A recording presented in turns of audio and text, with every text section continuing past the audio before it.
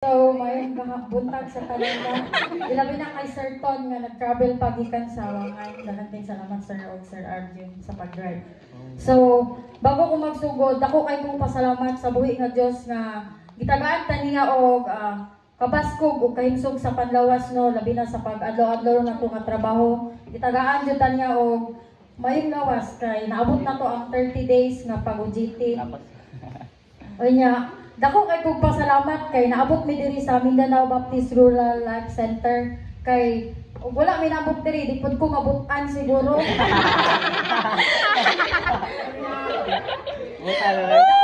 Pasalamat kay Kuan, kay Sir sa ano babalios kinsa kay Pastor Allen kay dili tungod niya wala pud ko kabalo sa mga pulong sa Ginoo kay dili man ko hilig og sinimba no. Nag-aapot ko. Kanya sa tanan diri nga nagtrabaho sa NBRLC sa mga ano kaning Stop. sa mga department no labi na sa PIDS. So ma-adapt jud ako ang kuan kuan na to mas man to nga gitudlo ninyo sir no. Kay kuan naman mi dito po sa mong eskwelahan basig daig madala na mo. Ako na-learn og mga techniques ba sa pagbuhat og PIDS.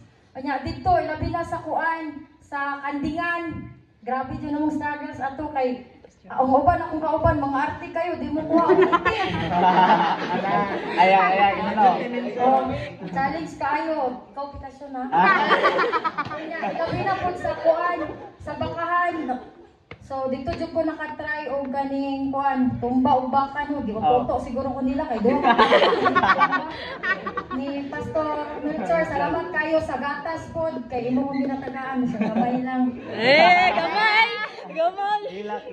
Sa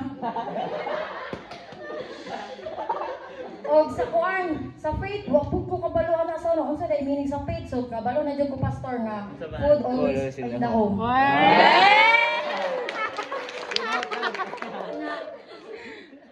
Kuan siguro na mo to sa test datong imong technique nga kuan ba kanang Kawayan.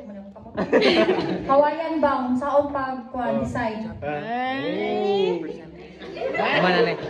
Salamat kayo pastor sa kuan sa mga painit, pamainit po. Sa kanan. Tanan. Di pa kinan. Naipain naman sa talong. Sa seed kay Ma'am Inday, sige na kong kasabaan.